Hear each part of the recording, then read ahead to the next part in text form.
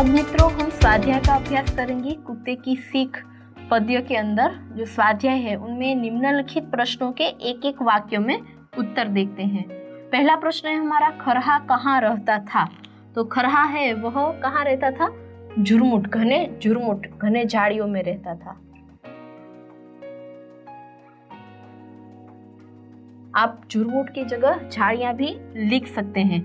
घने झाड़ियों में रहता था छिप छिप कर, ताकि कोई उसका शिकार ना कर पाए। उसके बाद का प्रश्न है, खरहा नींद से क्यों जाग गया। तो वो हमने देखा कि जैसे ही कुत्ता है वह सूंघ सूंघ कर उसकी झाड़ियों के पास पहुंचता है तो उसकी सांसों की आवाज सुनकर खरहा नींद से जाग जाता है। इसमें हम लिखेंगे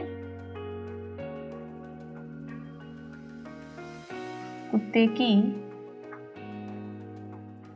सांस की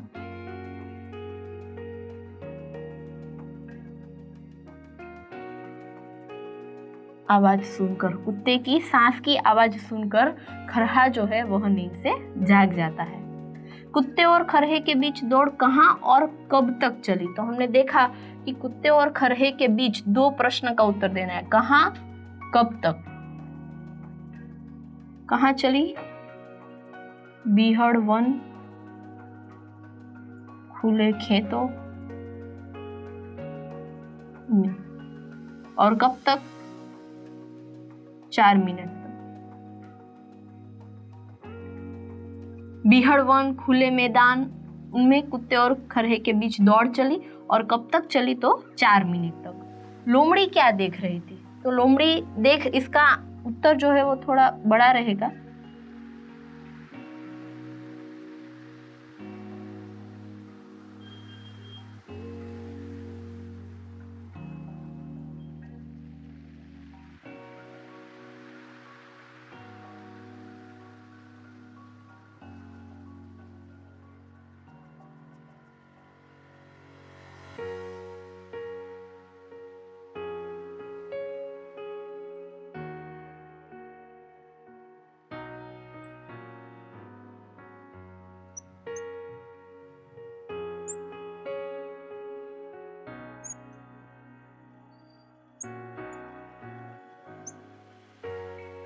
क्या उत्तर आएगा? लोमड़ी क्या देख रही थी जब कुत्ता और खरहा दोनों की दौड़ चल रही थी। खरहा दौड़ दौड़ कर बीहड़ वन में छिप गया और छलांग लगाकर, और कुत्ता है वह उसे नहीं ढूंढ पाया और निराश होकर वापस लौट आया। ये सारी घटना जो है वह लोमड़ी देख रही थी। उसके बाद है, रोटी कमाने के विषय में शास्त्रों में क्या बताया है। इस काव्य के आधार पर हमें बताना है। तो पहली बात कि रोटी कमाने के विषय में शास्त्रों में क्या लिखा है कि कमाइए, लेकिन अपनी जान को दांव पर लगाकर नहीं।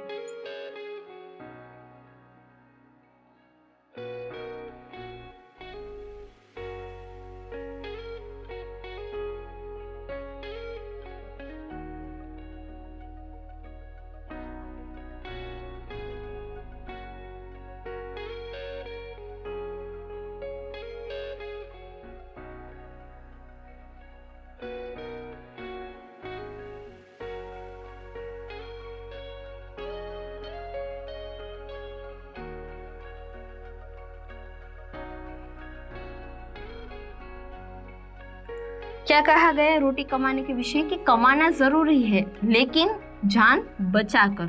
तो भूख है उससे ज्यादा जान की कीमत होती है। भूख से ज्यादा जान है वह बड़ी प्यारी होती है। और इस काव्य के आधार पर क्या कह सकते हैं कि कुत्ता यह सीख लोमड़ी को देता है कि खरगोश जो है उसे अपनी जान बचानी थी। मैं अपने दिन का भोजन का प्रबंध कर रहा था, तो भोजन के लिए कमाना वह ठीक बात है, लेकिन जान बचाकर। तो खरगोश अपनी जान बचा रहा था, इसलिए उसकी जो जान थी उसकी कीमत ज्यादा थी और इसीलिए खरगोश जो है वह बच गया। तो रोटी कमाना तो चाहिए, लेकिन हमारे जान की परवाह करके। उसके बाद प्रश्न 6 है पर्यायवाची शब्द। पर्यायवाची शब्द देखते हैं। खरहा, वह जब काव्य हमने समझा तब मैंने बताया था आपको, खरहा का मतलब होगा खरगोश। झुरमुट का मतलब होगा झाड़ी, झाड़ियां भी लिख सकते हैं आप। शिकारी, उसका समान हो आखेटक। कंटीली यानी कि कांटेदार। अगर आपको दूसरा कोई पर्यायवाची आता है तो आप लिख सकते हैं, लेकिन हिंदी में बीहड़ यानी कि भयानक, भयावह, देह यानी कि शरीर, दीवानी यानी कि पगली, और शक्ति यानी कि जोर। तो इसके अलावा भी हमें शब्दार्थ में से और भी पर्यायवाची शब्द पूछ सकते हैं, विरुद्धार्थी शब्द पूछ सकते हैं, ठीक है। लेकिन हमारे स्वाध्याय के अंदर में इतने दिए गए हैं जिसका अभ्यास हमने किया। उसके बाद का प्रश्न है मित्रों, विरोधी शब्द। दूर, तो दूर का विरोधी क्या होगा? निकट, अथवा तो आप पास भी लिख सकते हैं।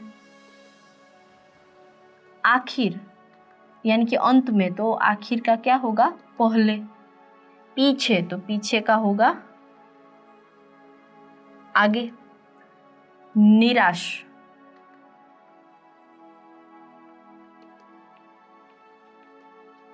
उसका होगा आशास्पर या फिर खुश। अगर हम निराश ना हो तो हम क्या होते हैं? खुश होते हैं। मोटी, तो उसका होगा पतली।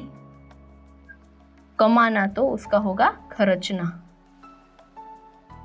इसके अलावा कोई विरोधी शब्द आप जानते हो तो आप लिख सकते हैं।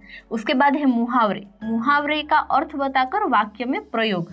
तो जैसे हम पहले करते हैं, वाक्य में प्रयोग आप किसी भी तरह से कर सकते हैं। मुहावरे, पहले आंख बचा के रहना, तो खरा जो है वो आंख बचा के रहता था, यानी कि छिप कर रहता था, छिप कर रहना। और दूसरा होगा नजर से दूर रहना। बात का पीठ पर काल होना, यानी कि सिर पर मौत सवार होना।